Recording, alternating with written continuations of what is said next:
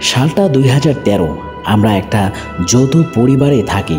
আমার আর আমার ফুপির বয়সের পার্থক্য খুব বেশি ছিল না। আর বন্ধুসুলভ সম্পর্ক থাকার কারণে আমার ঘরটা ফুপির সাথে শেয়ার করতে হতো।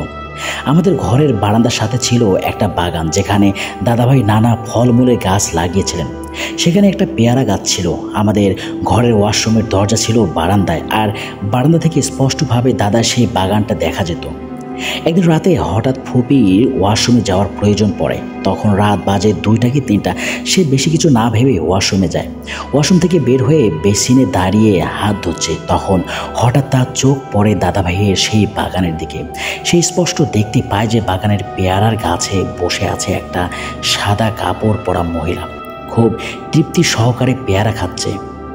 ফুপি ছিল খুব সাহসী। সে মজার ছলে জোরে চিল্লিয়ে বলে, চোর চোর।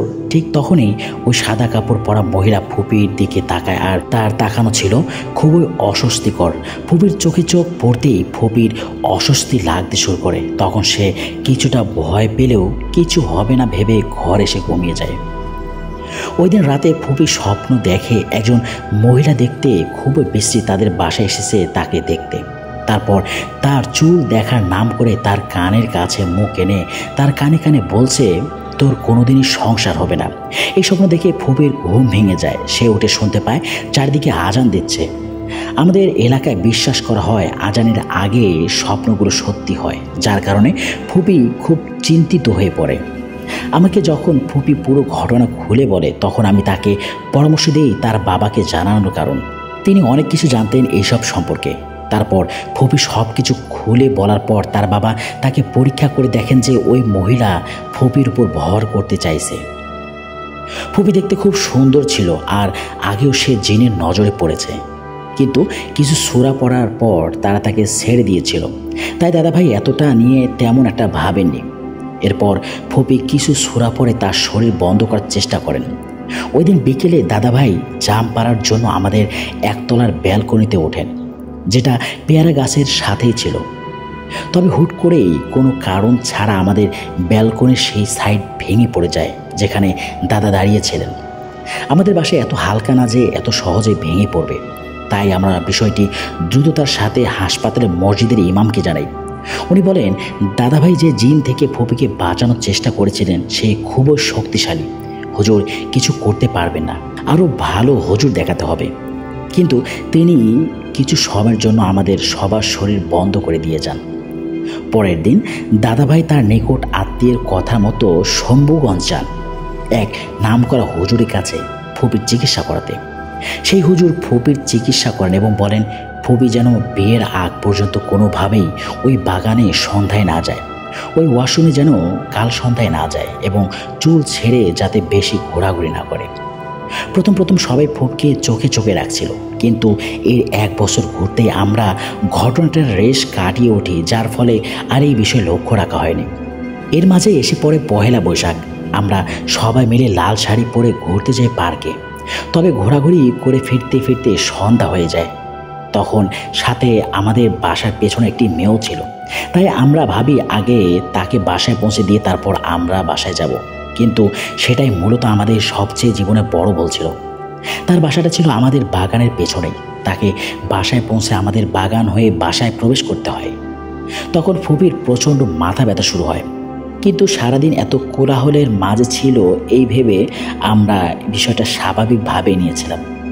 ওই দিন রাতে যখন সে ঘুমাতে যায় তখন সে অনুভব করে কেউ তার পাশে বসে আছে, কিন্তু দেখে কেউ নেই।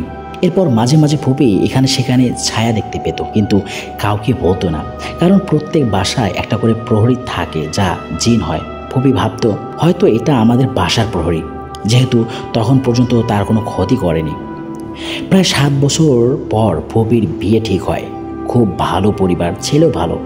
যেদিন বিয়ে ঠিক হয় সেদিন রাতেই ফুপি স্বপ্নে দেখে তার হাতে একটা মাটির ব্যাগ, যেটা একটা মহিলার সাথে ধাক্কা লেগে পড়ে ভেঙে যায়। ফুপি এটাকে স্বাভাবিক স্বপ্ন হিসেবেই নেয়। তারপর তাদের বিয়ে হয়। বিয়ের পর ফুপি খুব সুন্দর করে ফুপার পরিবার এবং ফুপার সাথে মিশে যায়। তাদের সংসারে কোনো কমতি ছিল না। তাদের দেখে খুবই খুশি দম্পতিদের মতোই মনে হতো। কেউ ধারণা করতেও পারেনি যে তাদের মাঝে বিচ্ছেদ হতে পারে। কিন্তু বিয়ের ঠিক 8 মাসের মাথায় ফুপা কোনো কথাবার্তা ছাড়াই ফুপিকে বাসায় রেখে চলে যায়। আমরা এতদিন পর ফুপিকে পেয়ে মহা খুশি ছিলাম, কিন্তু কিছুদিন পরেই ফুপা তালাকনামা পাঠায়, যার জন্য আমরা কেউই প্রস্তুত ছিলাম না। আমরা যখন ফুপিকে কি হয়েছে জিজ্ঞাসা করি, তখন সে জানায় যে তাদের মাঝে তালাক হওয়ার মতো কিছুই হয়নি, বরং যেদিন তাকে বাসায় রেখে যায় সেই দিনও ফুপি আর ফুপা কিছু স্বর্ণালঙ্কার বানিয়ে দিতে আসে। আর ফুপা নাকি বারবার বলেছে যে 2 দিনের মধ্যেই ফিরে আসবে, কারণ সে ফুপিকে ছাড়া থাকতেই পারে না। সব কিছু ঠিকঠাকই ছিল। ফুপি আমাদের বাসায় আসার পরেও তাদের প্রতিদিন কথা হয়েছে।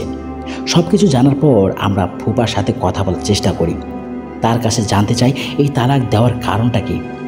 কিন্তু ফুপা কোনো কারণ না জানিয়ে কাবিনের 20 লাখ টাকা পাঠিয়ে দেয়।